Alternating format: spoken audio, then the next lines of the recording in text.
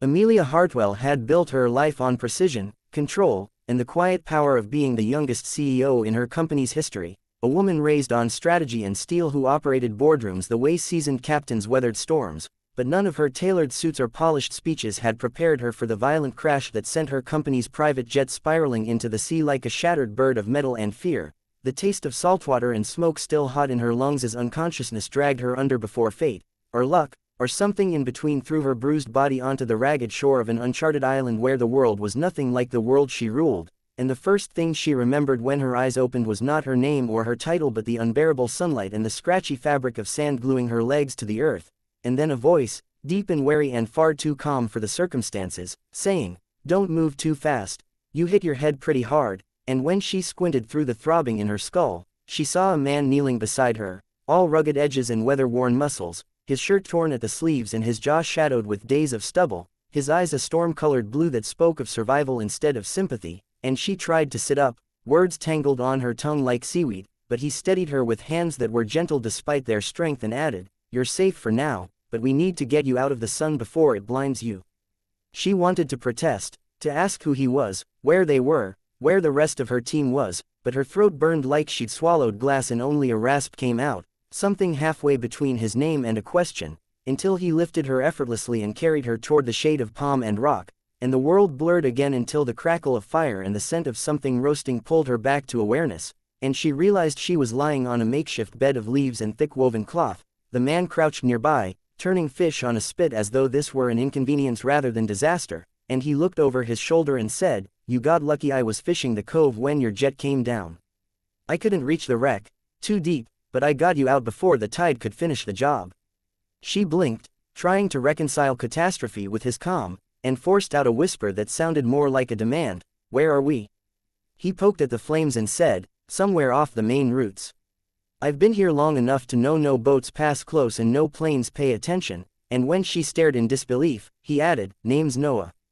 Before you ask, no, I didn't choose to be here, and yes, I've tried getting off."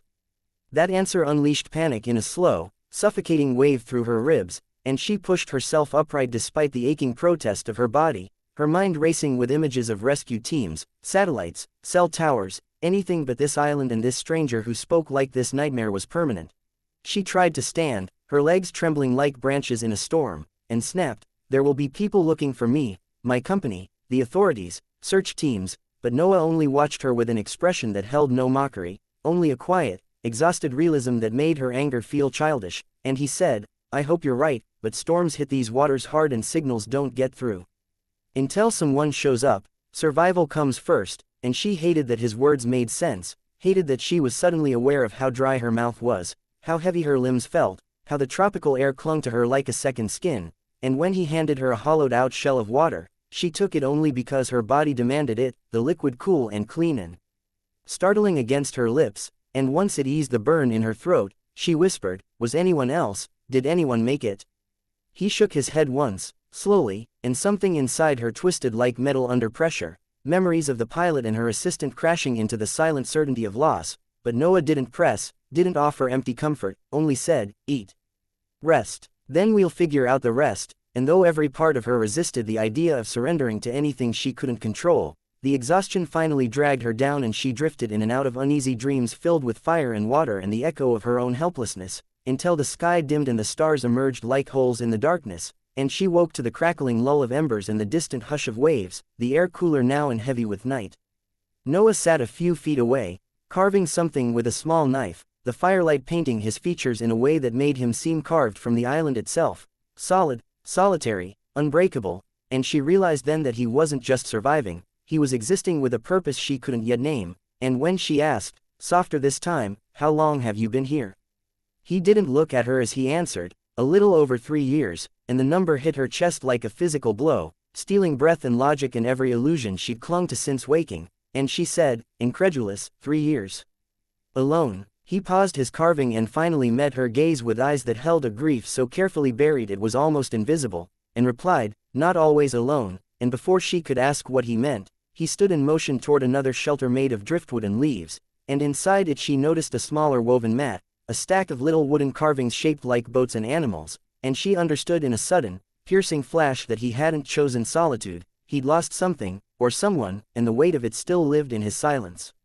The thought unsettled her more than the isolation, and as she lay back down on the makeshift bed, she stared at the canopy of leaves above her, her mind racing between disbelief and dread and a stubborn spark of determination that refused to be smothered, telling herself that tomorrow she'd find a way to take control again, to make plans, to get off this island and back to the world where her decisions mattered and her name meant something, unaware that fate had already begun to twist their lives together in ways neither of them could undo.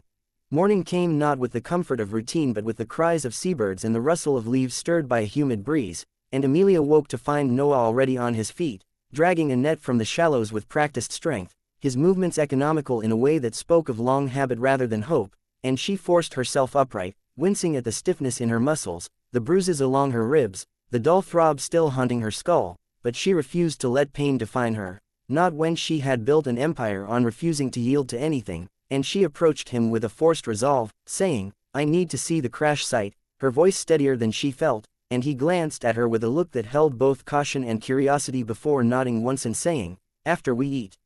You'll need your strength," and though she bristled at the implied instruction, she followed him to the fire pit where he handed her a portion of roasted fish wrapped in broad leaves, and the flavor shocked her with its simplicity, her hunger overriding her pride for the first time since she'd landed here, and as she ate, she studied him covertly, noticing the scars on his forearms, the way his hair curled slightly at the ends from the salt, the quiet vigil in his posture that spoke of someone who expected danger even in peace, and she finally asked the question that had hovered between them, "You said you weren't always alone. What happened?" His jaw tightened almost imperceptibly, and he answered with a calm so controlled it bordered on silence, "My daughter was with me. A storm took our raft before we could reach open water. She didn't survive," and the words sank into the air with a finality that made Amelia's breath catch, and for a moment she didn't know whether to apologize or retreat, but he was already standing, brushing sand from his hands, nodding toward the trail that led through the dense trees and said simply, "Come on," leaving her to follow with the hollow ache of his confession echoing through her mind, and as they walked through the undergrowth, the ground soft beneath their feet and the canopy thick enough to dim the sun, she realized the silence between them was no longer hostile but heavy with unspoken understanding, and when they reached the cliff overlooking the water, she spotted the twisted metal faintly visible beneath the surface, the remains of the jet reduced to an underwater tomb, and grief surged through her with a sharpness that made her knees buckle, but she stood firm, fists clenched, whispering to herself that she would not break here, not in front of a stranger who had already seen too much loss, and Noah, without looking at her, said quietly, "There's no way to reach it without gear. Whatever you lost down there is gone," and she wanted to scream that she couldn't afford to lose anything, not time, not people, not control, but the words tangled uselessly in her throat, leaving only the truth she had never allowed herself to speak. Without her world of structure and power, she was just a woman standing barefoot on the edge of nowhere with nothing but fear in the company of a man whose strength made her feel fragile in a way she despised.